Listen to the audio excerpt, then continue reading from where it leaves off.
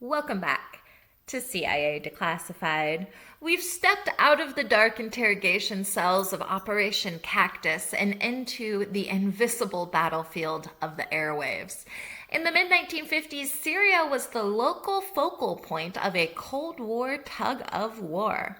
The agency was terrified that Damascus was sliding into the Soviet pocket, but instead of a full-scale invasion, they decided to stage a revolution using nothing but high-wattage transmitters and a very convincing script. This was the era of the paper coup. This was Operation WAPPEN.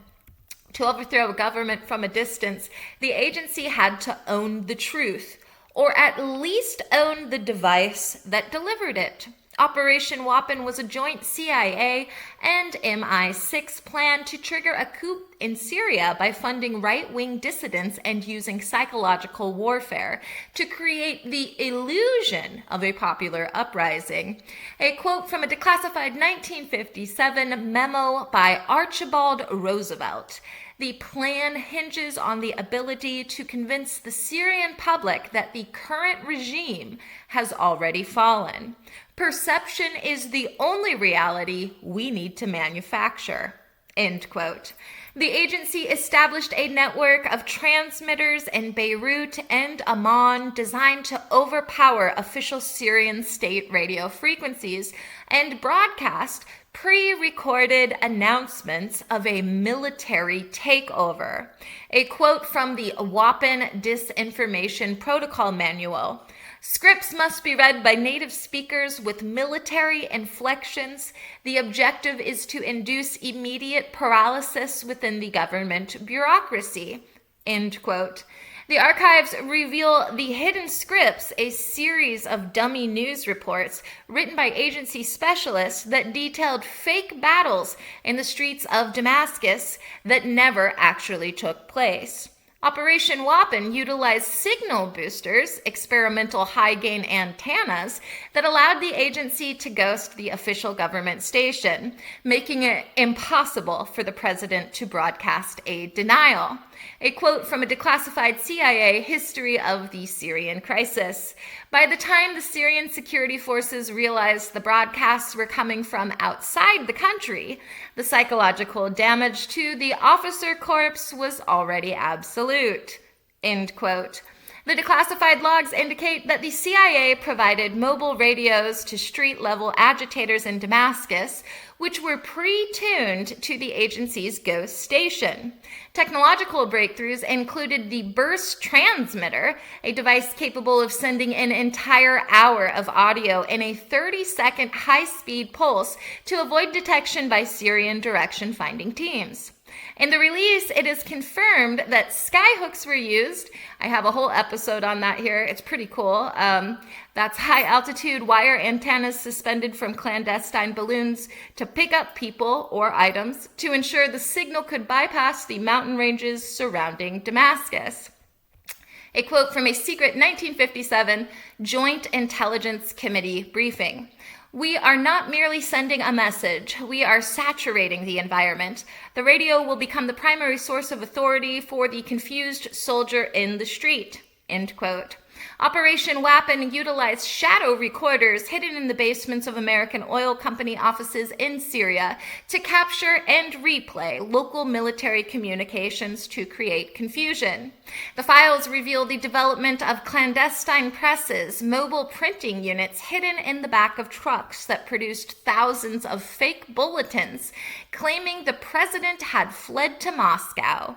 Operational breakthroughs included the acoustic infiltration, where the agency played recordings of tank treads and heavy gunfire over the radio to simulate an ongoing urban battle during the night.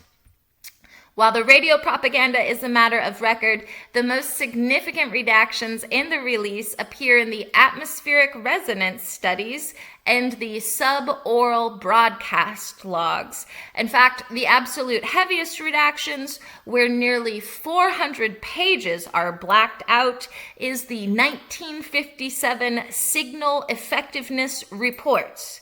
This suggests the agency was doing more than just talking. Why hide the technical specs of a 70-year-old radio broadcast?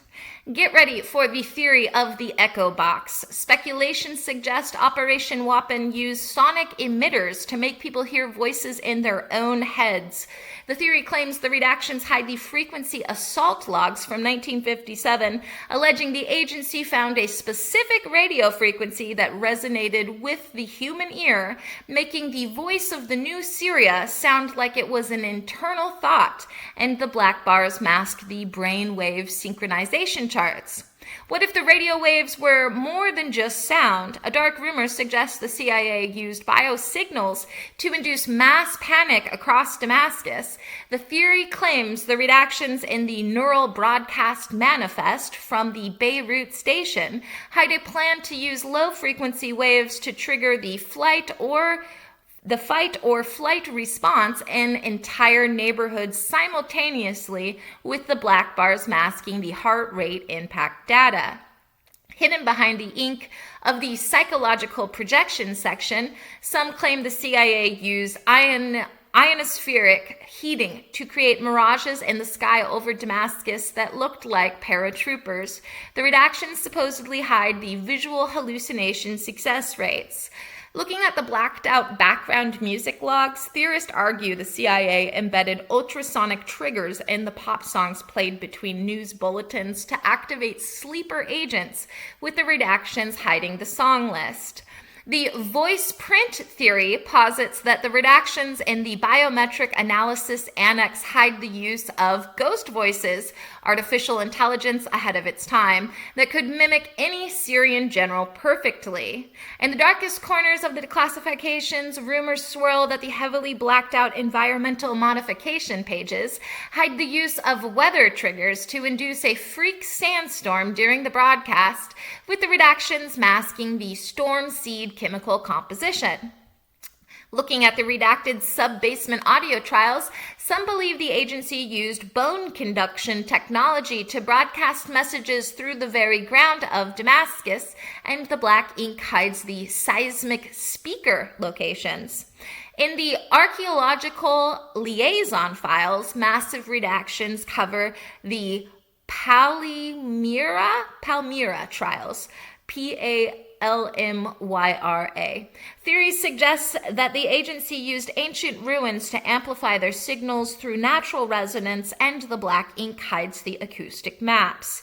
The clock stopper theory argues that the redactions in the chronometric audit prove the CIA radio waves were designed to disrupt the biological clocks of the Syrian army, making them sleep for 20 hours straight. And lastly, some whisper that the redactions hide the fact that the entire Syrian government was actually overthrown, and the president who stayed in power was a bioduplicate installed by the agency, and the black bars mask the replacement protocol. Was Operation WAPPEN a success? Tactically, it was a humiliation. Syrian counterintelligence, led by the ruthless Sarraj, had infiltrated the plot from day one. They let the agency spend the money and build the transmitters, then arrested every single conspirator the moment the first ghost broadcast began.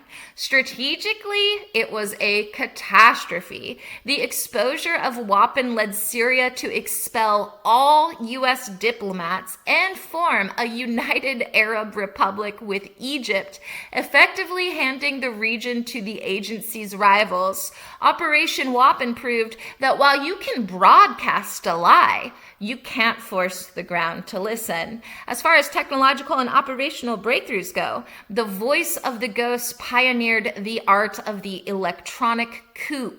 For instance, ghost frequency overload, the perfection of signal masking, hiding a clandestine broadcast inside the carrier wave of a legitimate station. Propaganda automation, the development of tape loops that allowed a single operative to run an entire radio station for weeks without human intervention. Psychological scripting, the first large-scale use of panic induction scripts designed to cause specific physiological responses in a target audience, and cross-border signal projection, advances in atmospheric bouncing that allowed radio waves to travel hundreds of miles over mountains without losing clarity. Operation WAPPEN shows us that the agency views the very air we breathe as a medium for control. As the files reveal, just because you hear it on the radio doesn't mean it's happening in the streets. Thanks for listening, and be sure to join us next time as we examine Project Senior Bowl. In the race to peek behind the bamboo curtain, the agency built the D-21 drone, the fastest drone ever made. Project Senior Bowl was the high-stakes operation to fly these phantoms over nuclear test sites. We'll uncover the crash sites, we'll look at the specific declassified logs of the D-21 drone crashes, the black box recovery missions, and the moment the agency realized that even at Mach 3, you can still fall out of the sky. Join us next time for The Mach Ghost. In the meantime, I'll see you in the archives.